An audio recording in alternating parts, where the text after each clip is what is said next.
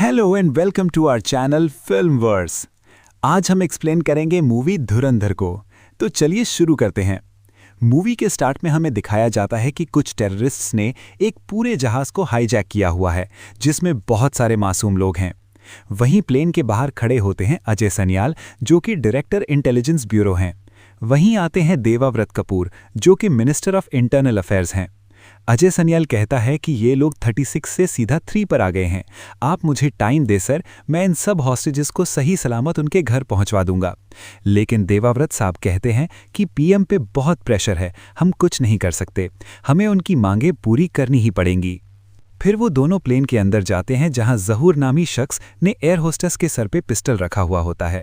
अजय सनियाल उसे कहते हैं, जहूर, बंदूक की नोक पे बात नहीं होगी। जहूर कहता है, क्या सोचा हमारी मांगों के बारे में? तो अजय सनियाल कहते हैं, तुम्हारे तीनों बंदे हम छोड़ देंगे और तुम्हारे मांगे हुए पैसे तुम्हारे दुबई के कॉन्टैक्ट के अकाउंट में ट्रांसफर हो जाएंगे। सीन शिफ्ट होता है आईबी ऑफिस में, जहां अजय सनियाल हाथ में फाइल पकड़ के कहते हैं, I have a better plan sir. वहीं आईबी के दूसरे ऑफिसर होते हैं जो अजय को कहते हैं, पूरे देश ने तुम्हारे प्लान की धज्जियां उड़ती देखी हैं, तुम छोड़ो, तुम अपना संभालो, मैं अपना संभाल लूंगा। अगले सीन में हम देखते हैं एक गाड़ी पुलिस के बैरियर को तोड़ के पार्लियामेंट में घुस रही है, जिसमें 5 टेररिस्ट हैं। गाड़ी से निकलते ही वो पुलिस और दूसरे लोगों पे फायरिंग करने लग जाते हैं। टेररिस्ट टोटल 5 होते हैं, इसी वजह से जल्दी मारे जाते हैं। उनमें से एक के साथ बम लगा होता है जो अपने आप को उड़ा देता है ब्लास्ट करके। एंट्री होती है अजय सनियाल की। अपने ऑफिसर से पूछते हैं, कोई बचा तो नहीं, सब मर गए? तो वो कहता है, जी सर।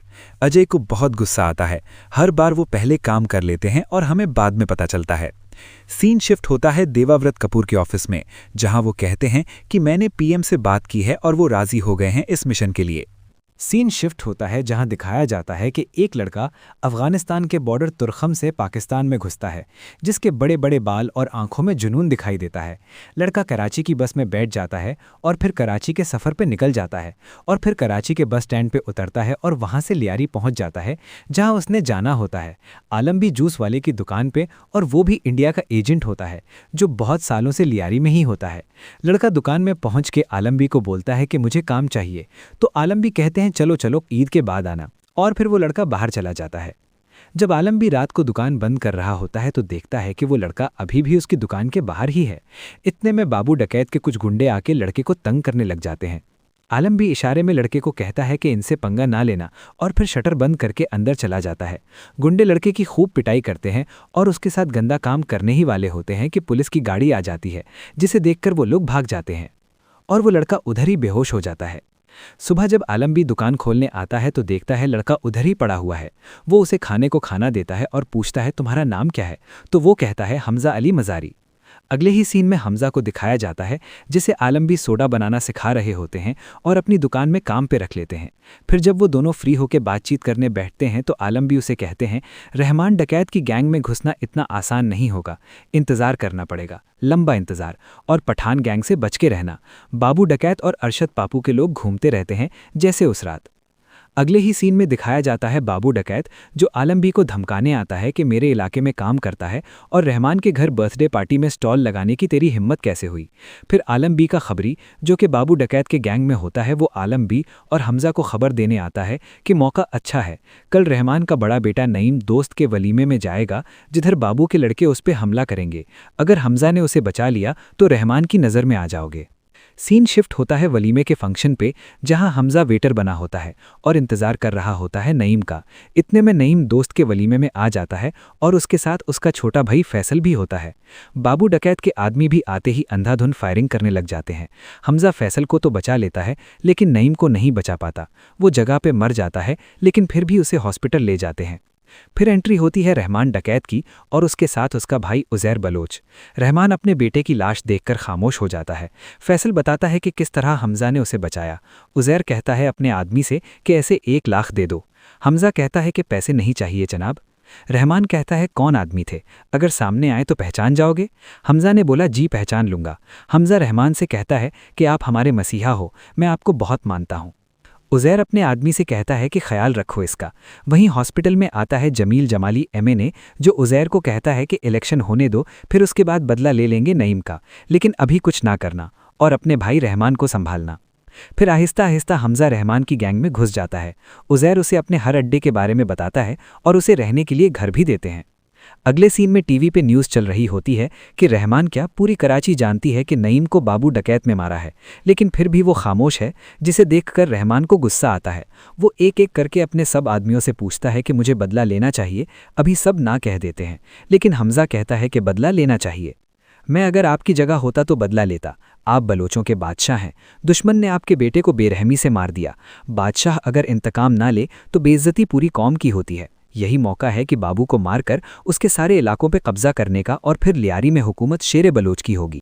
अगले सीन में रहमान डकैत और उसके आदमी बाबू डकैत को ढूंढने निकल जाते हैं और उसके एक एक आदमी को चुन चुन कर मारते हैं।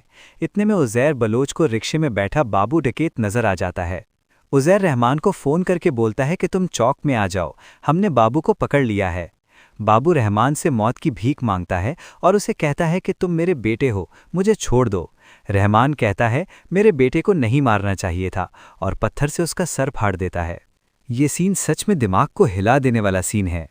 और फिर रहमान बलोच लोगों से मुखातिब होकर कहता है, आज से लियारी में बलोचों की हुकूमत होगी, जो भी दगाबाजी करेगा उसका यही अंजाम होगा।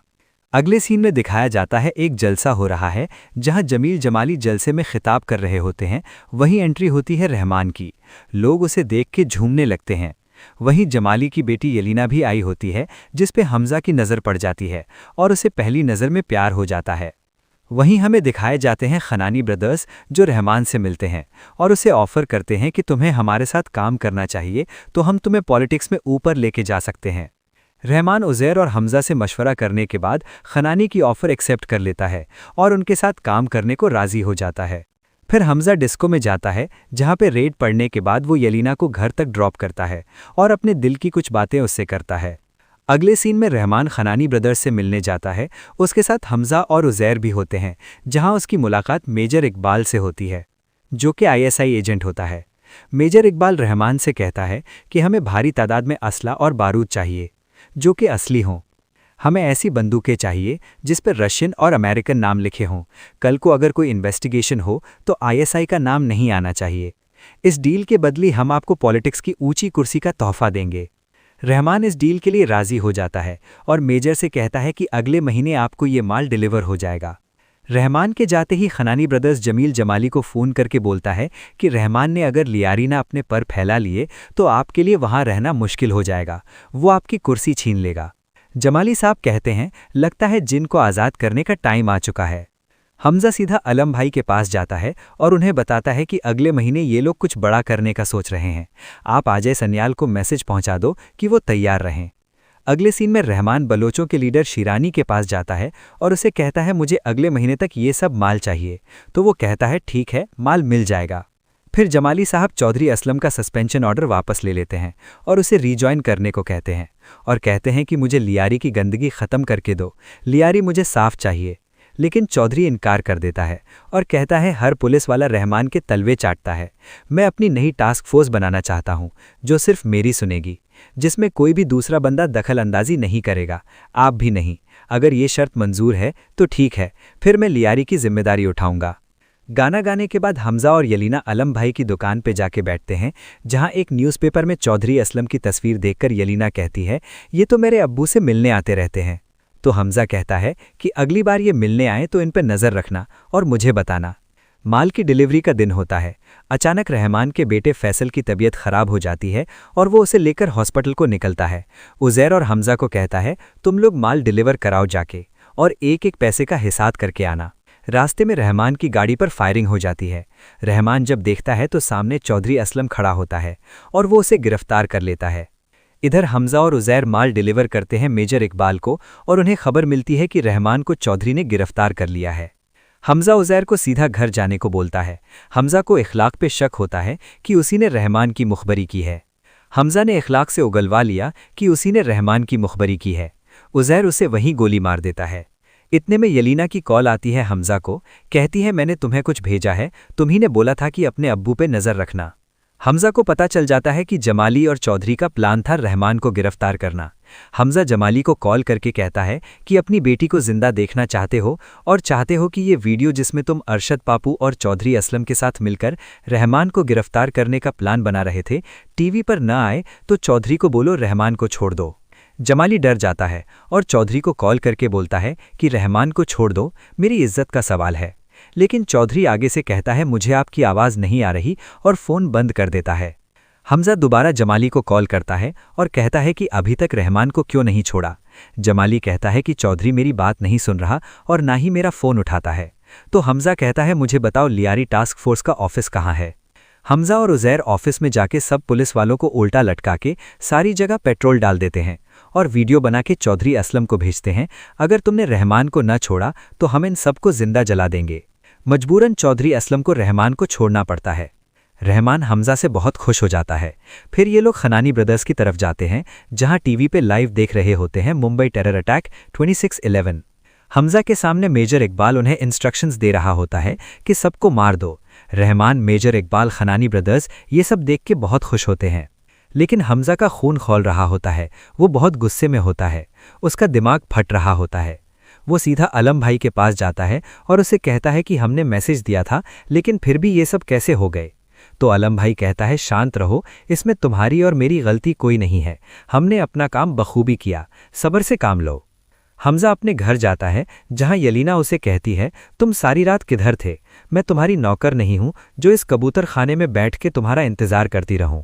हमजा उसे कहता है मैं पूरे कराची का बादशाह बनना चाहता हूं, तुम कल अपने अब्बू को चाय पे बुला लो। हमजा जमाली साहब को कहता है कि रहमान और अरशद पापू की जगह अब किसी ऐसे के साथ मिलके काम करो जो आपका अपना हो, आपके रिश्ते में हो और आपका सगा हो। जमाली हमजा के साथ मिलके काम करने पर राजी हो जाता है और उन दोनों की शादी करवा देता है। शादी के फंक्शन में इन सब की मुलाकात दोबारा होती है। मेजर इकबाल रहमान को कहता है कि मुझे और माल चाहिए, कब तक मिल जाएगा। तो रहमान उज़ैर से पूछता है कि माल कौन सी डेट को मिल सकता है। तो हमजा चालाकी से उसकी डायरी लेके बता देता है कि 9 अगस्त तक माल मिल जाएगा। उधर हमजा अकेले जाके शिरानी से कहता है कि रहमान भाई मसरूफ़ हैं, उन्होंने मुझे भेजा है, 9 अगस्त तक ये माल चाहिए। 9 अगस्त को रहमान, उज़ैर और Hamza water supply pipeline project की ओपनिंग पे जाते हैं। उधर उज़ैर को अचानक फ़ोन आता है शिरानी का कि माल आके ले जाओ, तैयार है। यहाँ से वापसी पे रहमान, उज़ैर और हमजा एक ही गाड़ी में रहमान के 2 आदमी होते हैं। हमजा चालाकी से गाड़ी को जंगल की तरफ ले जाता है। रहमान को उस पर शक हो जाता है, वो उसे गाड़ी रोकने को कहता है लेकिन हमजा स्पीड और तेज कर देता है। इन सब के बीच गाड़ी में हाथापाई होती है और गाड़ी सीधा जाके दरख्त के साथ एक्सीडेंट हो जाता है जिसमें रहमान का एक आदमी मर जाता है और एक बच जाता है। हमजा गाड़ी से निकलकर जंगल की तरफ भागता है। इतने में चौधरी असलम और उसकी पूरी टास्क फोर्स रहमान के ऊपर फायरिंग करने लग जाते हैं। वो किसी तरह बच बचा के जंगल की तरफ निकलता है और चौधरी असलम भी उसके पीछे जाता है। दोनों में जबरदस्त लड़ाई होती है। रहमान चौधरी को मारने ही वाला होता है कि हमजा आके चौधरी को बचा लेता है। चौधरी रहमान को गोली मार देता है लेकिन हमजा इसे कहता है इसे जान से नहीं मारना, हॉस्पिटल पहुंचते तक ये जिंदा रहना चाहिए। रहमान की सांसें चल रही होती हैं। हमजा उसे अपने कंधे पर उठाकर हॉस्पिटल पहुंचाता है और रहमान हॉस्पिटल पहुंचने के बाद मर जाता है।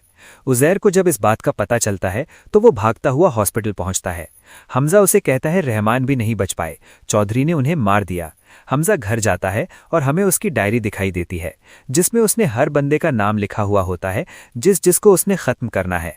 और इसी के साथ फिल्म का एंड हो जाता है। अगर वीडियो पसंद आई है तो लाइक करो, चैनल को सब्सक्राइब करो और बेल आइकन दबाना न भूलिएगा। हम आपके लिए ऐसे वीडियोज़ लाते रहेंगे।